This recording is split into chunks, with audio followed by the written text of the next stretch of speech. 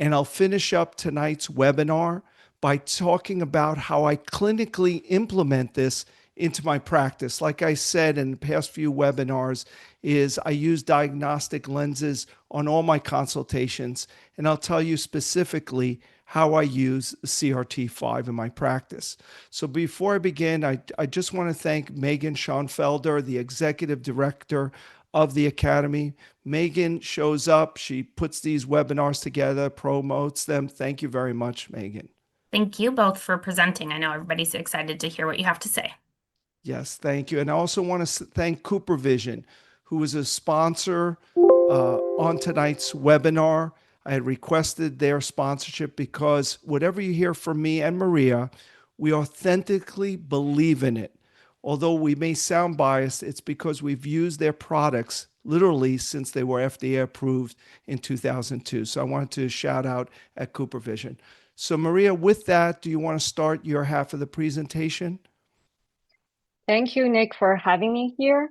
And it's my great pleasure to share with you both my research and direct patient care experience with not only just CRT, but also other ortho-K lenses that involves changing the optic zone diameter of the lens and how much it's translating to the improvement or in vision or other aspect of a ortho-K fitting. I'd like to start with several popular statements. The first one is about the underlying mechanism related to ortho-K in myopia control. Many doctors believe ortho-K controls myopia by reducing the relative peripheral defocus, hyperopic defocus, or increasing the peripheral myopic defocus. Is this actually the case? And contrasting to what we're seeing with refractive surgery, and many doctors think ortho-K induce a uniform central flattening, which the whole treatment area is flattened to the same degree. Why this is highly relevant to our discussion today. We know the push for a smaller optic zone diameter on ortho-K designs is usually because doctors think the paracentral steepening, that hot red donut-shaped ring, is what's driving the myopia controlling effect of ortho-K, while we're overlooking what exactly is happening to the central corneal flattening. And so I'd like to spend some time discuss how this is similar or different compared to the central flattening induced by refractive surgery. And this is also a very popular belief. Ortho-K designs with a smaller optic zone diameter have better myopia control efficacy. In fact, in many markets such as mainland China, doctors are so obsessed with smaller OZDs that they refuse to fit certain brand of lenses if they don't offer a smaller OZD. But do all of these smaller OZD lenses from different designs or different brand work similarly? Is a 5OZ CRT able to generate a similar topographical change as compared to a 5OZ VST lens? This is also the topic of discussion for today. And lastly, we keep focusing on what is the design on the back surface of the lenses, while seeing very little discussion on what is actually achieved on the corneal surface. This is implying that ortho-K has very good specificity. Whatever we change on the back surface of the lens is reliably translated into the change on the corneal surface. Is this actually the case? I also want to share with you some of the results we're seeing from research aspect and may give you a slightly different perspective on this specificity discussion. So let's start with the first statement. How does ortho-K controls myopia? Even though we don't have an exact understanding of the underlying mechanism, but I can tell you with good confidence that ortho-K lenses controls myopia, not only just related to its impact on the peripheral defocus, but is more likely a multifactorial factorial mechanism. So let's take a look at this a difference map. As we can see here, a typical topographical change after ortho-K feeding is a central corneal flattening associated with a paracentral steepening. But if we pay close attention to these two components of hallmark change after ortho-K, inside the central flattening, just from this color distribution, it's very clear that the central flattening is not a uniform distribution. And instead, only the center 0.5 to 1 millimeter of the area of the central cornea is being flattened to its maximum extent. Quickly beyond this central 1 millimeter, we see a drastic undercorrection or relative steepening of the corneal shape. So on the bottom right, if you take a look at the refractive profile of the lenses, we're able to actually achieve a different magnitude of this aspheric change. Sometimes we describe that dotted green line as the cone shape or the ice cream cones. And we describe the dotted dark blue shape as like a frying pan. So depending on how much of the asphericity we're able to induce in the central flattened area, we're able to achieve drastically different higher order aberrations. And beyond this central flattening, we're also seeing this paracentral steepening, which is represented in this hot red color, this donut shape. But if we pay close attention to this donut, we can see there are 3 different aspects of the donut, all contributing to how much of a defocus or higher order aberration it's imposing to the back of the eyes. Number 1 is the location of this donut. Do we want this donut to be very proximal to the pupil center, or we want it to be further away? Number 2, how fat is the donut?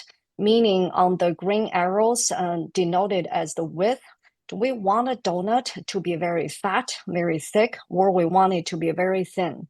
And the third component is the magnitude of the paracentral steepening. In that brown arrow, vertical arrow denoted as H, how tall we want this donut to be. And if we have to make a compromise, do we want to have a very narrow donut but very tall, or we want it to be very fat but relatively lower? How does the magnitude of the paracentral steepening interact with the width of the paracentral steepening? Do we want a larger area of the retina exposing this defocus / aberration, or we want a smaller area but a larger magnitude of that kind of signal?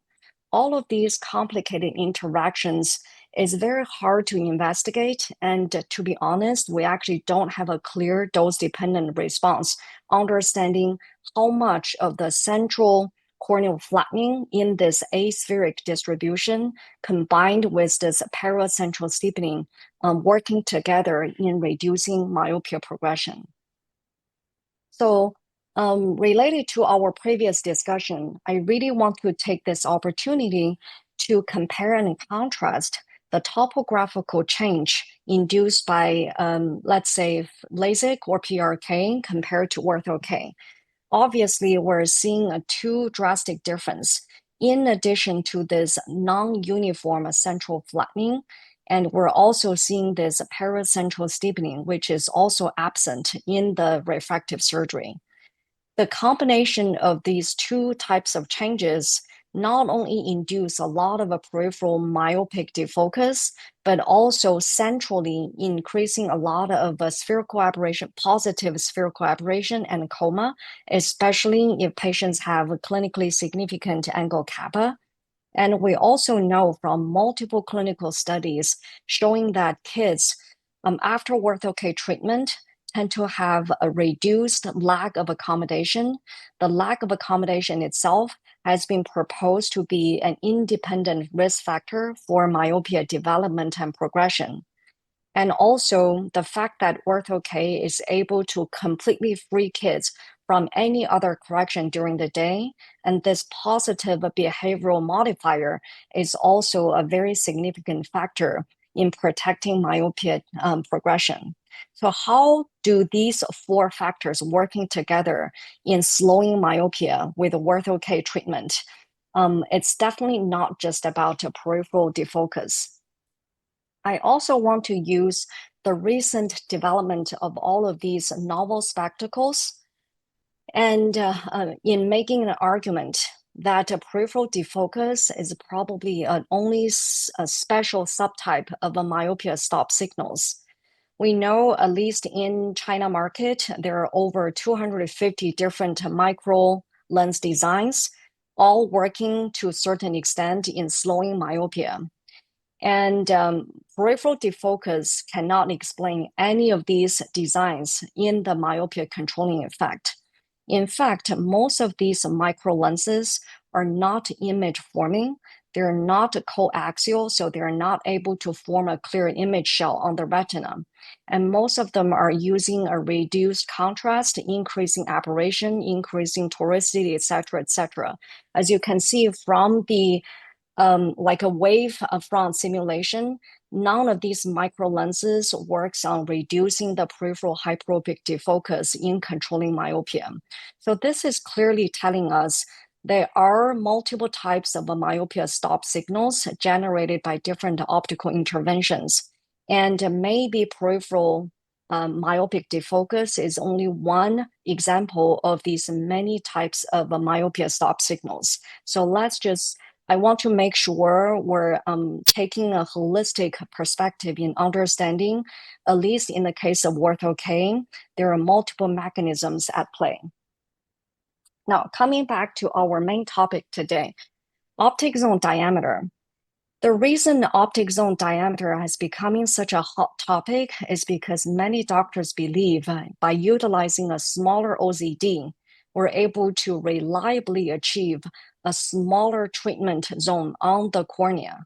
And by making the treatment zone smaller, we're able to push that paracentral steepening closer to the pupil center, so more amount of imposed stop signals.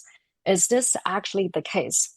Assuming a smaller treatment zone is able to enhance the myopia controlling efficacy, is it always reliably to predict a smaller OZD will always be able to provide a smaller treatment zone?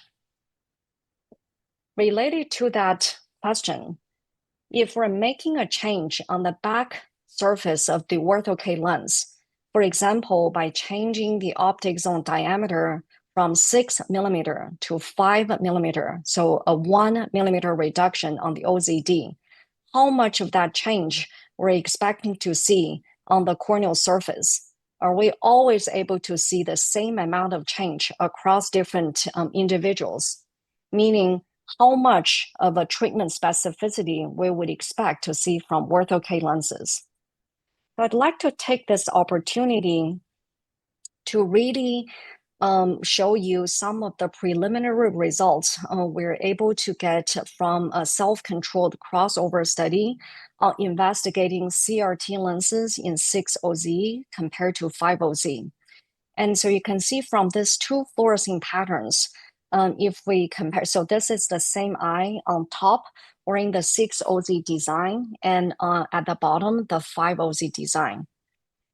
And looking at the fluorescing pattern, I would naturally consider the following questions. If we're making the OZ of the lens smaller, while without changing the overall diameter of the lens, we know from 6 to 5, we're reducing the OZ by 1 millimeter. So freeing a 0.5 millimeter extra area on each side of the lens. Where should that extra area of a 0.5 millimeter go?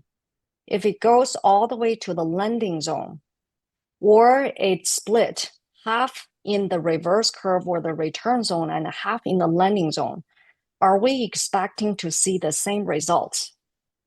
Secondly, do we actually see a difference in not only just the long-term myopia controlling efficacy, but in short-term, are we seeing a difference in the onset of a corneal reshaping, meaning the onset of a myopia correction?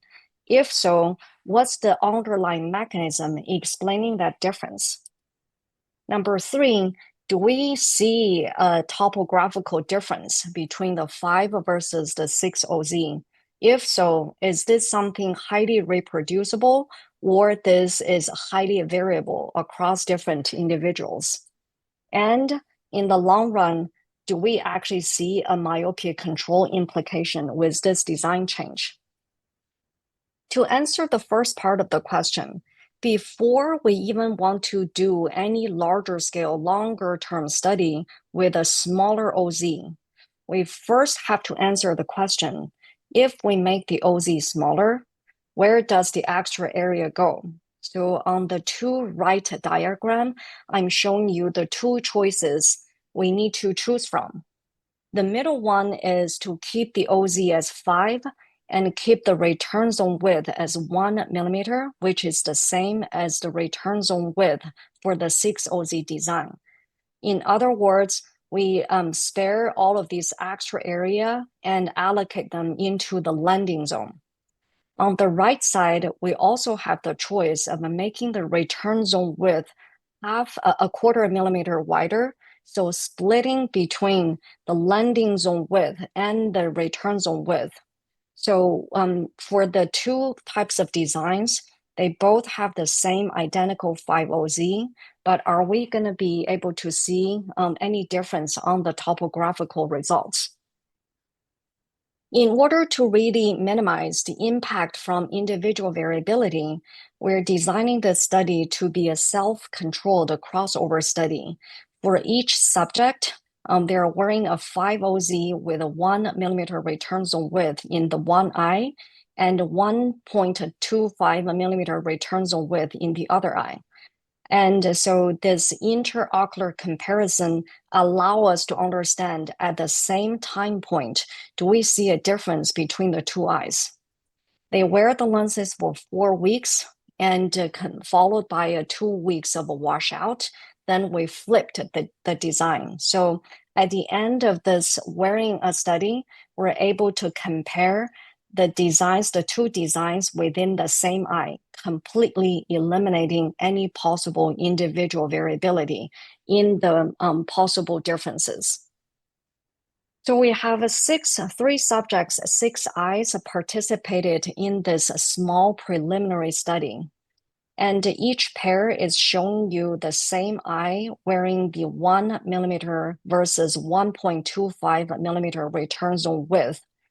And so you can see, even though we only have 6 eyes, but the topographical presentation is pretty consistent, in which if we keep the return zone width to be 1 millimeter, so the narrower choice of the return zone width, we're able to show a more significant difference on the topography in terms of the size of the treatment zone. So with all of the lenses being 5OZ, just by changing the return zone width, we're able to achieve the same amount of difference as we're seeing between the 5 and the 6OZ lenses, which I'm going to come back in a little bit. So even from this small study, it's pretty clear that the optic zone diameter itself is not the sole determinator of the corneal treatment zone size, and instead is the optic zone combined with the design of the return zone. So return zone width and the return zone depth are co-related. They're coupled together. If you were changing the width of the return zone, we're also changing the sagittal height of the return zone. So it's the design of the optic zone where the base curve and the return zone where the reverse curve together determines the corneal treatment zone size. Knowing that we prefer the narrower, the smaller return zone width, and that's the design we're using for a slightly larger scale study. So in this case, we're testing a 5OZ CRT with the same 1 millimeter return zone width with compared with the traditional 6OZ CRT lenses. Again, this is a self-controlled crossover study. So we're using each eye as a self-control to really see if we're able to see the difference. We have 16 subjects, a total of 32 eyes with a baseline level of myopia of slightly more than -3 participated in this study. In the interest of time, I'm going to quickly share with you 3 key findings. The first key finding is that the 5 OZD CRT lenses is able to really show the faster corneal molding. And at day 1, on average, there is more than a 0.42 diopter more of a myopic correction at day 1. And again, this is relative to a distribution of a -3 diopter of myope at the beginning. And at day 7, the difference is a 0.31 diopter. This is still statistically significant. But once they're able to reach to the plateau of the treatment at the 4 weeks, we're not seeing any difference. So meaning the end point of the treatment using the same base curve reach the same target correction. But 5 OZ lenses is able to get us a faster correction at day 1 and day 7. Now, before we talk about corneal treatment zone size, I do want to make an illustration of the concept that treatment zone size is highly specific to the display environment. For example, if we want to look at the size of the treatment zone on the axial display, again, these are all difference maps, but on the axial power display, for the same eye, we're seeing a treatment zone size of a 4.8. That same visit, if showing on a tangential display, is showing a treatment zone size of a 3.0. So this is a very significant nuance, meaning if we're comparing literatures in terms of different designs and the induced treatment zone size on the cornea, we need to make sure we're comparing apples to apples. It needs to be exactly on the same type of display. Otherwise, the display difference itself results in a huge difference in understanding the treatment zone size. So the second key finding related to the size of the treatment zone is that 5 OZ CRT lenses is able to induce a statistically smaller treatment zone size on the cornea. But that difference is much, much smaller than the 1 millimeter difference on the design aspect. So from 6 OZ to 5 OZ, we're only able to see about 10% of that difference on the corneal map. So these are all of the testing eyes on the left side, same eye wearing the 5 OZ, on the right side with 6 OZ. And you can see, in general, there is a small difference, and the difference is pretty consistent. But the difference between the 5 and 6 OZ is nowhere near the individual variability across the board.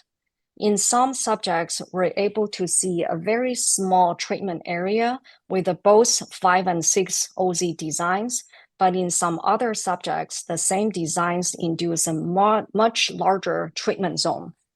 So I really want to take this opportunity to illustrate one more time that Ortho-K treatment does not have a high specificity. We cannot expect the same brand, same design, same OZ is able to achieve the same topographical changes across multiple patients. So quickly summarizing the study from the 5 OZ compared to 6 OZ.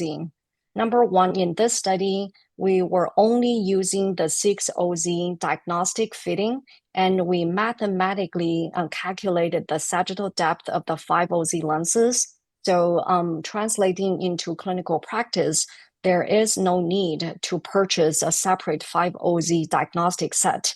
And the conversion is very easy, which Nick will illustrate with his cases in the second part. And the 5 OZ lenses in general is able to provide a faster onset of a corneal molding. In general, we see a smaller treatment zone induced by 5 OZ CRT, but the conversion rate is only about 10%, meaning a 1 millimeter difference on the OZD only resulted in about a 0.1 millimeter difference on the corneal topographical change. In terms of the paracentral steepening, we did see 5 OZ lenses are able to induce more paracentral steepening, but because of the shorter duration of the study, we were not able to verify its impact on the longer-term axial inhibition effect. I do want to take the opportunity of discussing some of the key points that are largely overlooked by practitioners in regarding how we are able to customize Ortho-K lenses for not only myopia correction, but also longer myopia control.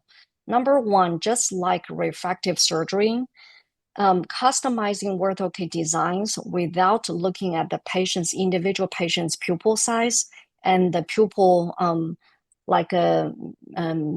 decentration is not going to be very clinically meaningful. We know there are popular statements in saying decentered Ortho-K lenses tends to induce better myopia controlling efficacy. But in most of these studies, Ortho-K decentration is quantified as a binary variable. It's either decentered versus not decentered Ortho-K. This is clinically meaningless because the same amount of a temporal decentration relative to different angle kappa and different pupil decentration impose drastically different optical profile on the retina. So if in the investigation of Ortho-K decentration, it needs to be the decentration relative to the pupil center rather than completely considering decentration as a yes or no variable. Second, we need to differentiate the optic zone diameter versus corneal treatment zone diameter. These are totally two different things. Even with the 6 OZ CRT lenses, I was able to induce maybe sometimes 2.5, 3 millimeter area of treatment zone on the cornea. So just because I'm using a larger OZ design doesn't mean it's necessary causing a larger treatment area on the cornea. Again, it's how we design the return zone combined with the base curve design. That's what we can control to our best effort in terms of the corneal shape changes. And number three, instead of just laser focusing on how much we're pushing that red donut shape to be as close as to the pupil center, there are other variables. For example, how fat that donut shape is, or how red that donut shape is. All of these factors, the location, the size, and the magnitude of the paracentral steepening are all playing an important role in determining the retinal imposed defocus or aberration. And lastly, if we're trying to fit Ortho-K lenses in moderately high or high myopia, but resulted in a moderate undercorrection, this constant daytime blur will negatively impact on the efficacy of Ortho-K's myopia controlling effect. So in order to really have Ortho-K working its best way in controlling myopia, patients will need to have reasonable daytime vision. Undercorrection itself may be a risk factor for faster progression. And that at least partially explains why in some of my patients, their myopia is not controlled very well with Ortho-K lenses. Most of the time, they're coming back for follow-up, and their daytime vision is at most 20/30 or 20/40. And this moderate blur will cause a slight form of form deprivation that's detrimental to the myopia controlling effect. And in terms of Ortho-K treatment specificity, I do want to emphasize on 3 important points. As we have mentioned multiple times across this discussion, the same design does not result in the same topographical presentation among patients. Each patient, depending on the corneal's overall asphericity, the rigidity, how is the exact tear profile between the back surface of the lens and the front surface of the cornea, will have a very different topographical presentation, with the same brand, with the same design. So let's focus more on what we can achieve on each individual patient rather than being obsessed with one specific design. Second, if we're expecting the same amount of change on the design aspect to be converted reliably on the corneal surface, at least to my knowledge, this is not happening with Ortho-K treatment. And so smaller OZ does not always result in a smaller treatment zone. And if so, it probably will not give you the same magnitude of change as the changes made on the lens design aspect. And very last but not the least, I know a lot of doctors are very obsessed with the design software and making micron level changes on the design software, sometimes 2 or 3 microns in this area or that area. I can tell you because I work with both US FDA and China FDA in lens inspection and the lens approval, even with the best SS OCT commercially used to inspect the lenses, we are not able to inspect any small changes lower than 10 to 15 microns minimally. And currently, there is no device that's able to verify subtle changes in each individual curves. So the OCT is only able to measure the overall sagittal depth across the whole lens.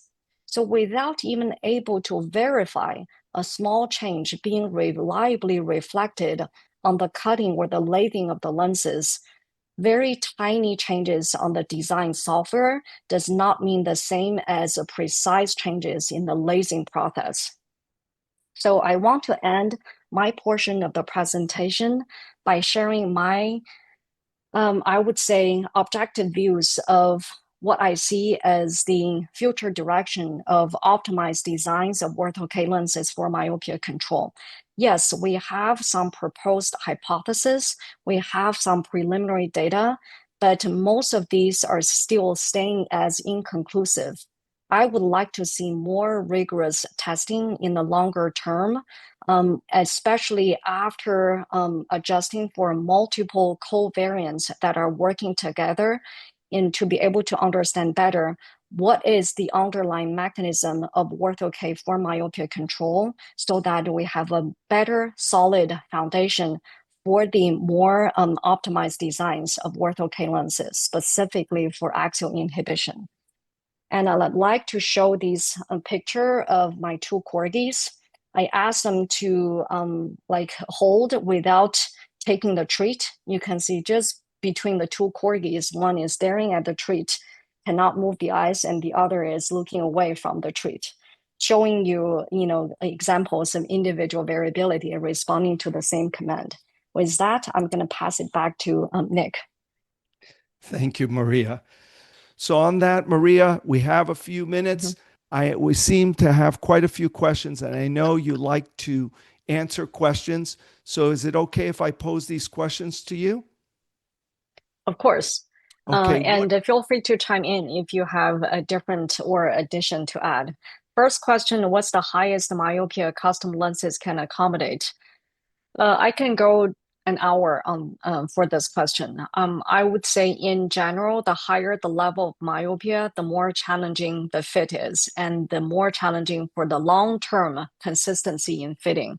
Now, with different options available, I tend to become more conservative in fitting high myopia.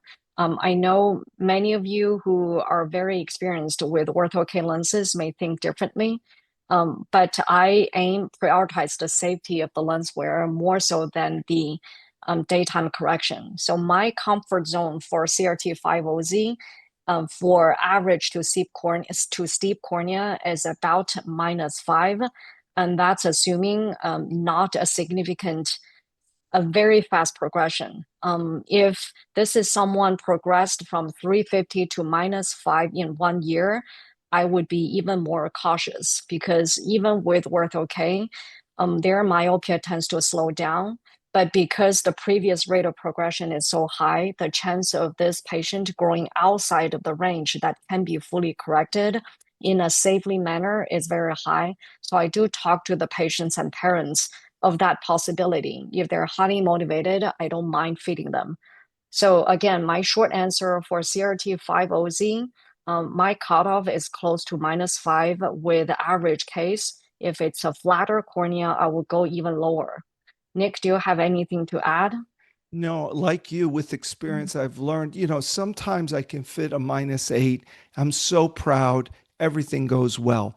But as you've learned, I'm sure they can also go disastrous. And then I end up taking them out and fitting them with a multifocal. With a CRT5, I feel very comfortable going to -4, -5. Anything higher, I'll go to a custom wave design like we did last month, or a different tongue design possibly. But as I get older, I realize, like you, safety is first. Some patients really push us for ortho-K. I'm sure that happens with you. But using the CRT5, if it fits well, I feel very confident filling any prescription, again, if it fits well, under -6. What is your personal preference in optic zone diameter and manufacturer? I think we answered that. I'd like to elaborate a little bit. Sure. I fitted over a dozen of different Ortho-K lenses, both for patient management as well as for research purpose. And by far, the more designs I fitted, the better I like CRT lenses. The number one reason I like CRT is because it's transparency in the parameters.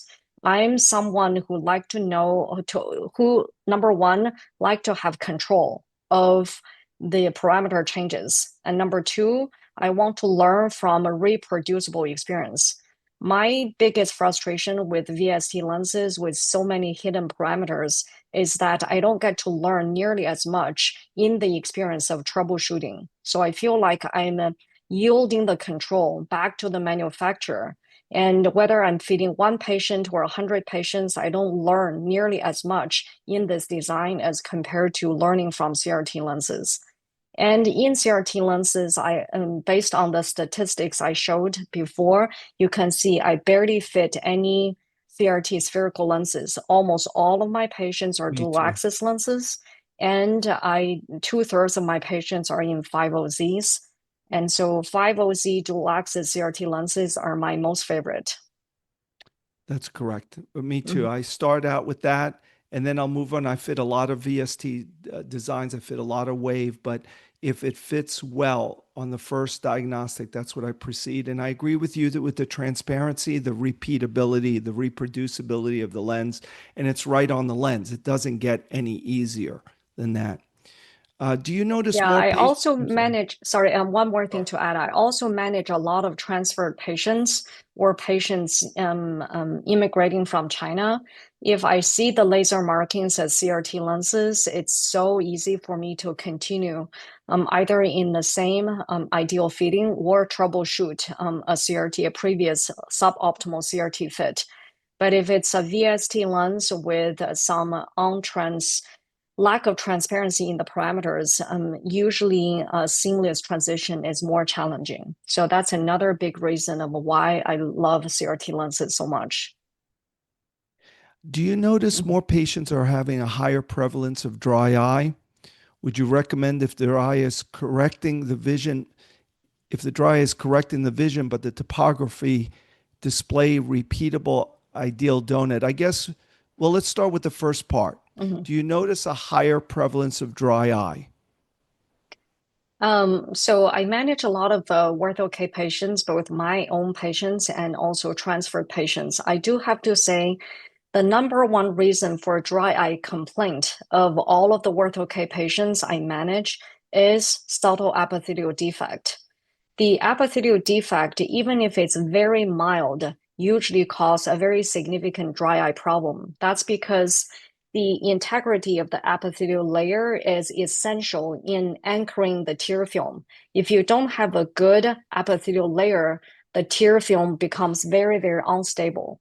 And so if I see patients having complaints of dry eye, making sure the lenses are properly fitted, the lenses are ideally maintained, and to really minimize the risk of epithelial defect is my number one target treatment.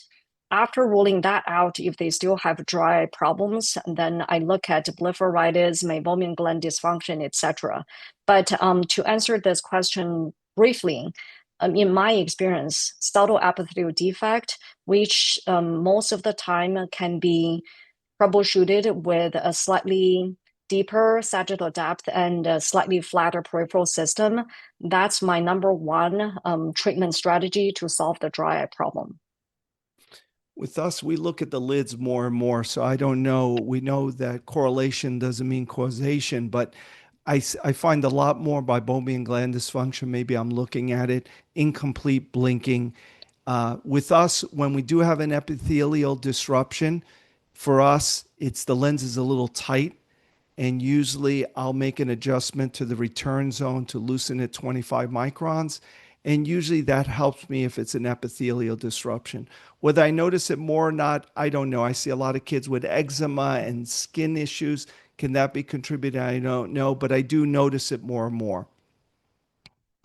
Do you want to tackle the next one? Yeah. Let's see. So the next question is asking for what is the ideal shape inside the central treatment zone? This is a great question. Many doctors assume the larger the treatment area, the less the halo and glare and less impact on the performance, visual performance. This is actually incorrect. I came from a refractive surgery background, and I fit a lot of lenses in a huge variety of a corneal presentation. I can say with great confidence that the central corneal apex, that area is where we really want to get the most thorough flattening.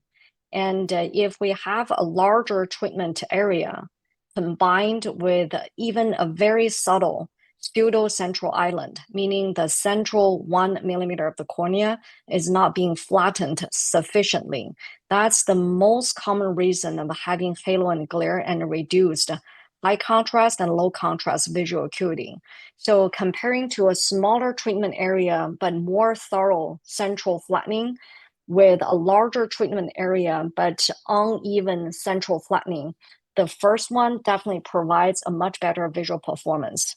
So I don't look at the treatment zone size alone. I look at the how thorough the central corneal apex is being treated. Kelly asks, what do you expect for the over-refraction? I think that's a good question.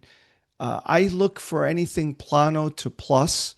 You know, I monitor it. Recently, I've been getting a little bit more aggressive. I almost want a plus with the lenses on. I don't often get it. What do you look for as far as an over-refraction, Maria?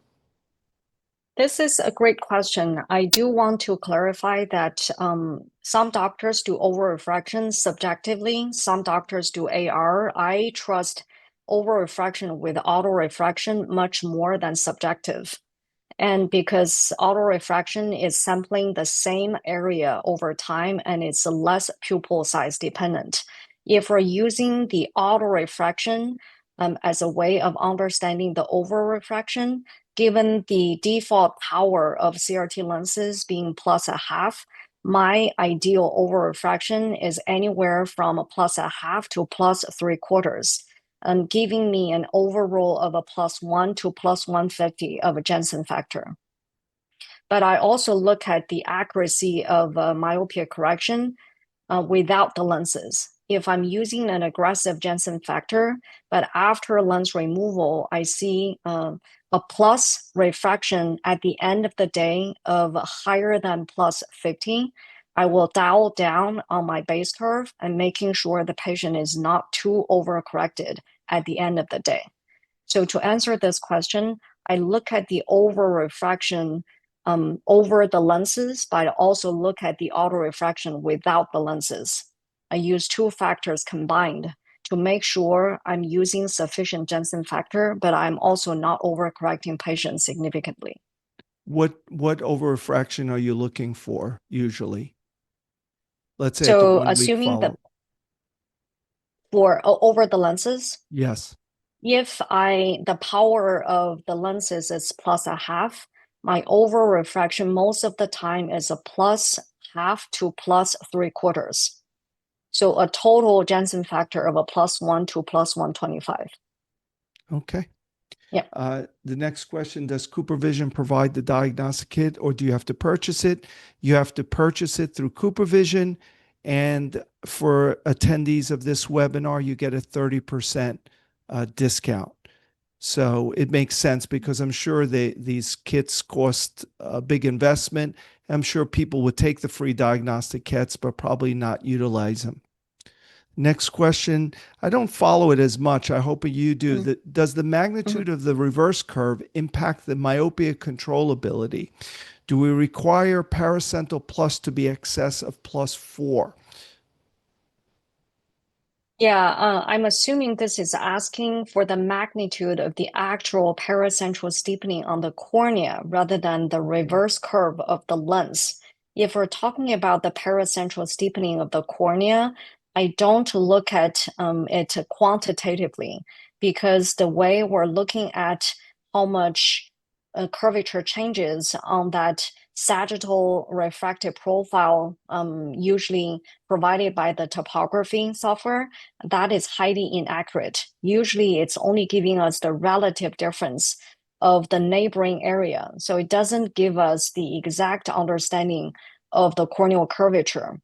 And to me, this is very case by case. Since I don't believe paracentral or peripheral defocus is the theory explaining orthocase myopia controlling effect, I usually don't pay attention to how much exactly is the paracentral steepening induced by orthocase treatment. It seems so individual dependent as well. Like you said, it's just not the depth of the return zone or the paracentral ring that we create. There's so many other factors.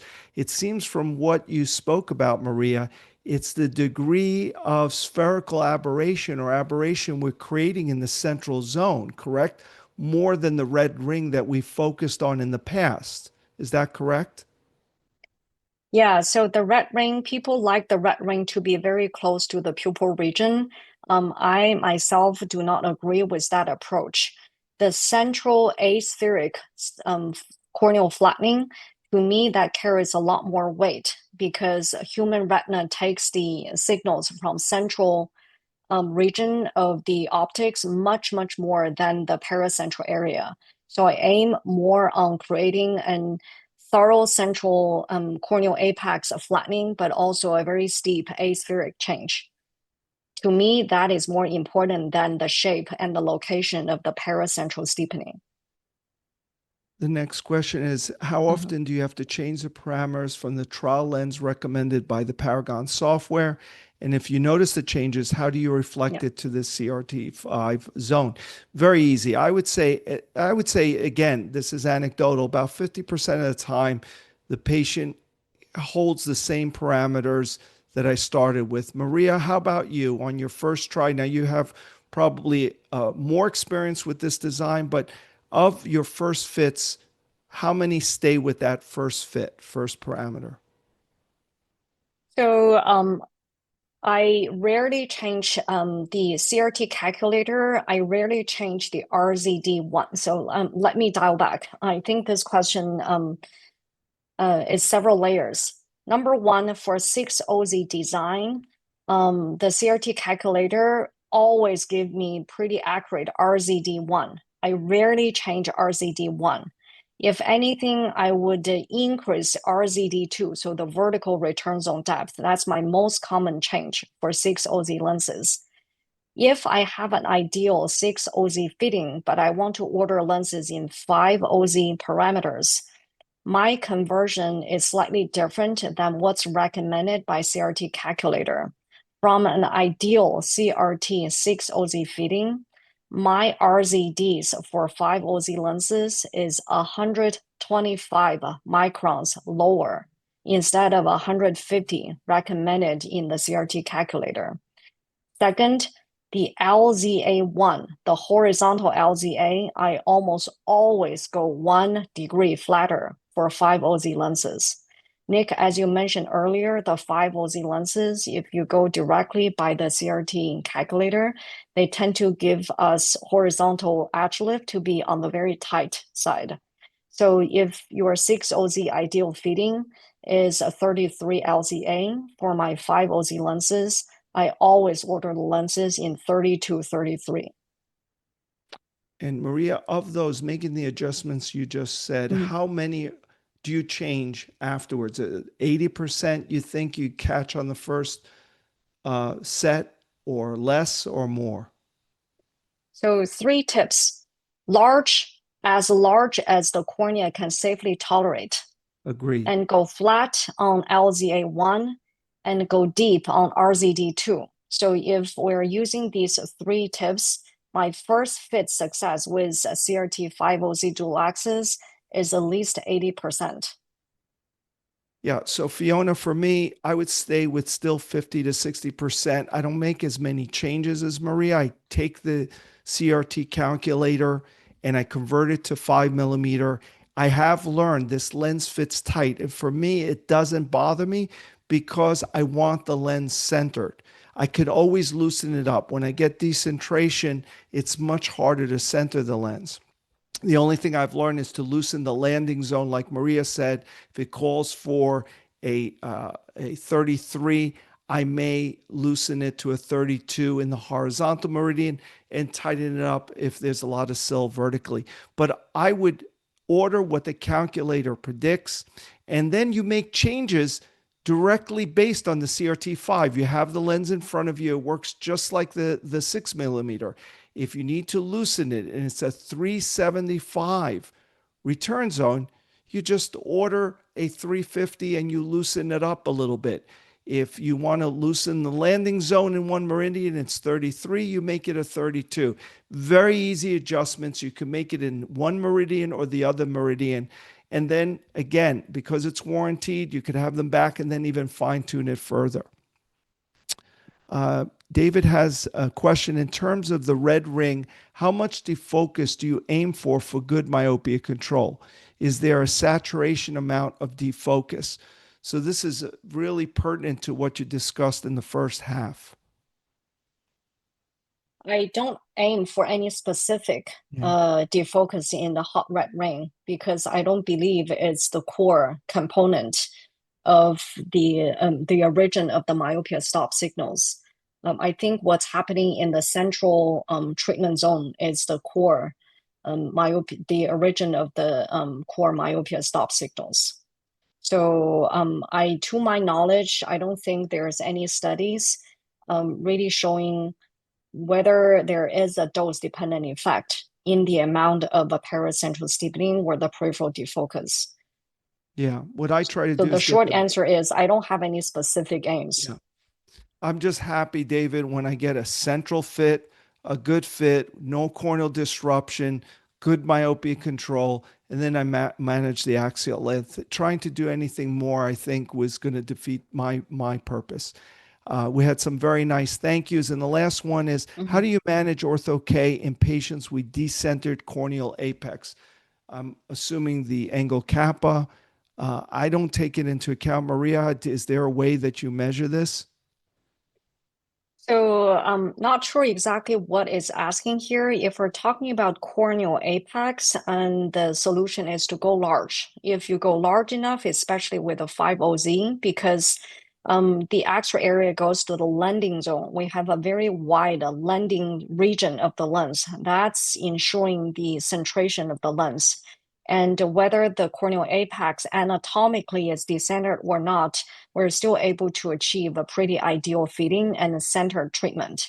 Now, if we're talking about decentered pupil, meaning a large angle kappa, that's a different story. I usually don't decenter the lenses, even if I see a significantly decentered pupil region, unlike in refractive surgery. To my knowledge and my personal experience, I haven't seen the visual performance of the lenses significantly impacted by a large angle kappa, especially in low to moderate myopia. Yep. And with that, we have a few more questions, but I wanted to thank you, Maria. We went 15 minutes over at least. Your expertise has helped me personally, and I'm sure so many others. So Megan, with that, I think we're okay. You can forward. Maria always likes to answer any questions that left. I don't know if we have many, but you could forward it to. By the way, everyone who attended, I'm going to send them that cheat sheet within the next few days, and you could always email me directly. Have a great night, everyone. Megan, thank you. Maria, thank you. Thank you, Dr. Thank you, Dr. everyone. Liu. Thanks.